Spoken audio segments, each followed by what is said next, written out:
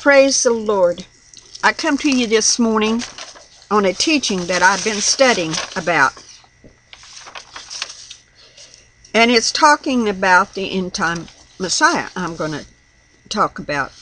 But through the eyes of Israel, of the Jews, what they're looking for. And what the aspects of the Antichrist will be like. To really find out what they're looking for, they will accept in the end times is specific things out of the scriptures they have interpreted. Because see, they don't look for the same Messiah as we look for. They don't look for Yeshua HaMashiach that once was born of a virgin, once lived, once walked this earth. They're not looking for him. And to my surprise, they're looking for two Messiahs.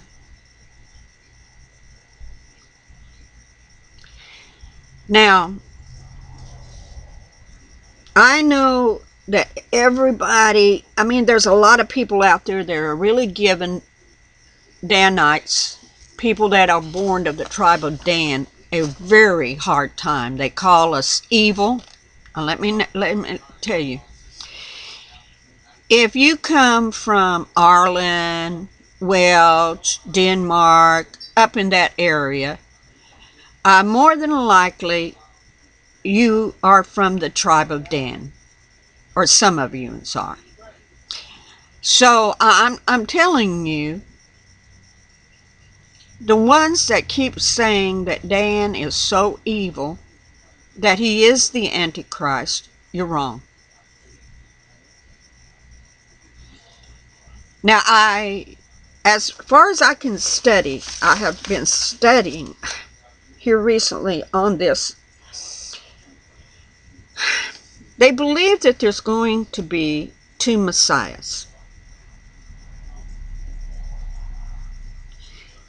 Now, we see that when Egypt come out, when Israel come out of Egypt, there was two large tribes. One was Judah, one was Dan. Judah was pointed to be, as they traveled, to be in front of the tabernacle as it moved, in front of the people, in front of Israel, in the forefront. They were the front guard. They went before Israel to keep Israel safe.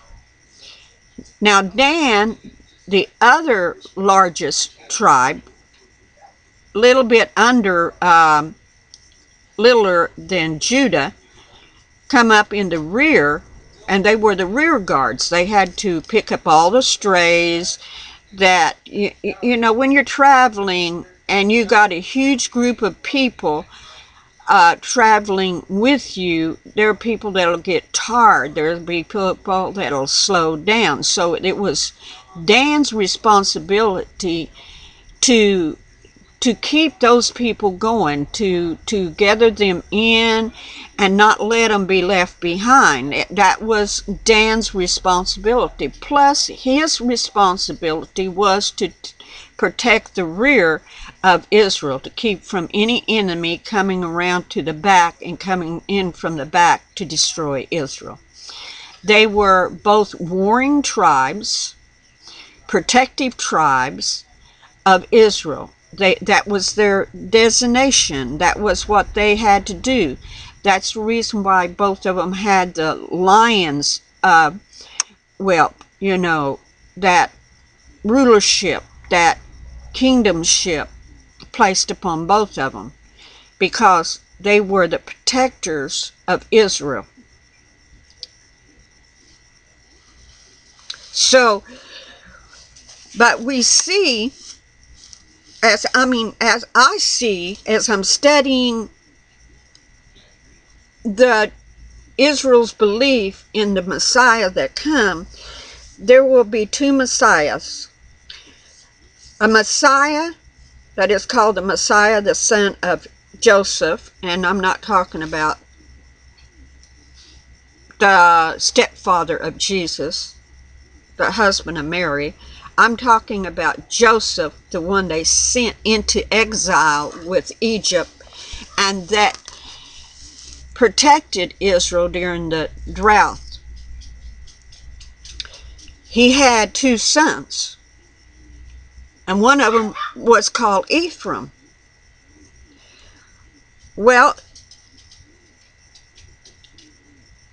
they believe that the Messiah of Joseph, the son of Joseph, will come even before the second Messiah, a little bit before the second Messiah, the son of David. Now, we know the son of David as Yeshua, Jesus Christ. They don't. They think he's still to come. And they believe that the son of Joseph will be born out of the tribe of Ephraim. They believe that the son of David will be born out of the tribe of Judah, but his mother will come from the tribe of Dan. So we see in the end days the tribe of Judah and the tribe of Dan joining together once again, the 2 warring tribes, to bring forth a Messiah, the son of David, which will be the Antichrist. So you can't blame one tribe over another tribe. It took throughout generations, it's been Judah and Dan, the warring tribes, the redeeming tribes, the tribes that take care of Israel, coming together. And as we go on, as I have gone on and studied, 1, the future Messiah, and this is, I wrote down some little things. The future Messiah, the son of David, and ruler of all Israel will come from Judah. That's Ezekiel 37. He will be preceded and assisted by the Messiah, son of Joseph, from the 10 tribes, which is Ephraim, representing Ephraim, represents the 10 tribes. The Messiah, son of Joseph, is a descendant of Ephraim who will lead the 10 tribes in the end time. Now, we got to remember there had become 2 tribes. The 10 tribes, 2 kingdoms. The 10 tribes and the tribe of Judah and the Levites become one. But the Messiah, the son of Joseph, will bring these 10 tribes back together once again. He will defeat the enemies of Israel. So, the Messiah, the son of Joseph, will gather all the tribes and will defeat the enemies of Israel. He will also reconcile the 10 tribes with Judah. The Messiah, the son of Joseph, represents the physical aspect of the redemption, the kingdom. As the Messiah, son of David, from Judah, will represent the spiritual side, the spiritual kingdom, the spiritual ones. And complete redemption will require the uniformity of the two. Ephraim and Judah will have to come back together. Ephraim representing the 10 tribes, Judah representing the other kingdom. The Messiah, the son of David, and the Messiah, the son of Joseph, each represent 2 kingdoms, like I've been telling you, the kingdom of David and the kingdom of the 10 tribes. In the end will become one tree. That's in Ezekiel 37. Royalty pertains to the Messiah of the son of David. And the Messiah, the son of Joseph, ruler over all the land, he will reign by force. This is what they believe. So the son of Joseph from the tribe of Ephraim requires the land by force. And Joseph is called righteous. David is called a master of kingdoms. Ezekiel 37:15-28. Let's go over here and read this in Ezekiel. What does this say? Now, I've heard a lot of interpretations, but this is the interpretation from the Jewish mindset, what they're looking for right now, what all of Israel is looking for. Over there, this is what they're looking for, okay? Starting with the 37th chapter of Ezekiel, starting with the 15th verse. The word of Adonai come to me. You human being, take one stick and write on it for Judah, and thus join him with among the people of Israel. Next, take another stick and write on it for Joseph, the stick of Ephraim, and all the house of Israel who are joined with him. So we see 2 kingdoms. One of Joseph out of the stock of Ephraim, one from the kingdom of Judah. And he says, finally, bring them together into a single stick so that they become one in your hand. When your people ask you what all this means, tell them that Adonai Elohim says this: I will take the stick of Joseph, which is in the hand of Ephraim, together with the tribes of Israel who are joined with him, and put them together with the stick of Judah, and make them a single stick so that they become one in my hand. The stick on which you write are to be in your hand as they watch. They said, then say to them that Adonai Elohim says, I will take the people of Israel from among the nations where they have gone, gather them from every side, and bring them back into their land. I will make them one nation on the mount of Israel. One king will be king for all of them, and there will no longer be 2 nations. They will never again be divided into 2 kingdoms. They will never again defile themselves with their idols, their despicable things, or any of their transgressions. But I will save them from all the places where they have been living and sinning. I will cleanse them so that they will be my people, and I will be their God. My servant David will be king over them, and we know who that is.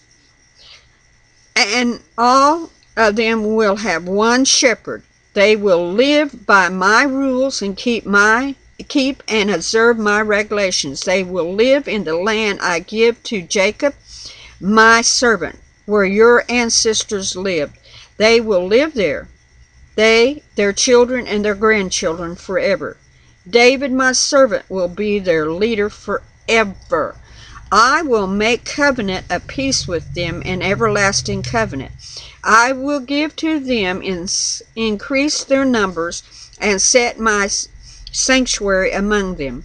My home will be with them. I will be their God, and they will be my people. The nation will know that I am Adonai, who set Israel apart as holy, when my sanctuary is with them forever. So now they're looking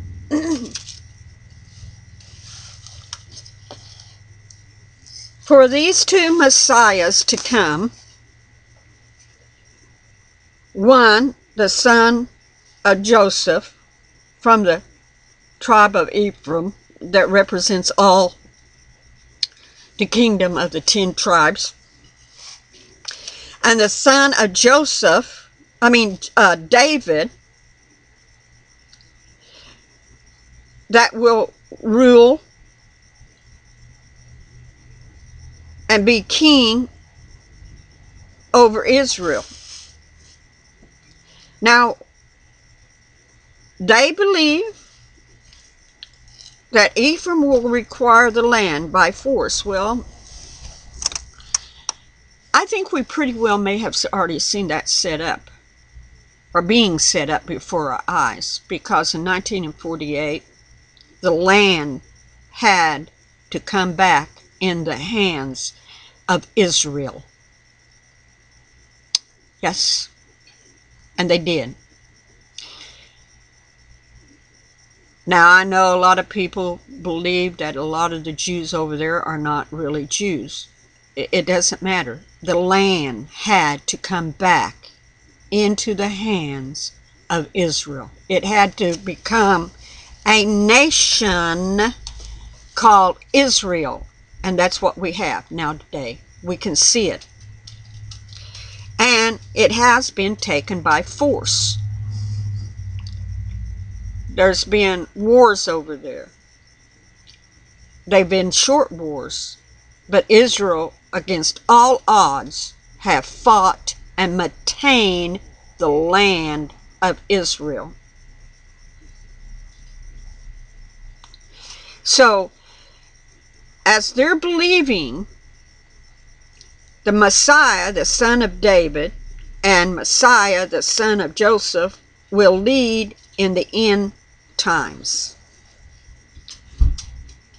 And they will include the prophet Elijah, the anointed leader of war. Now, this is what they believe. Elijah prepares the way and arouses the hearts of Israel to return to their God. So, in other words, we see the anointed, this one that has been prophesied, Elijah, that would come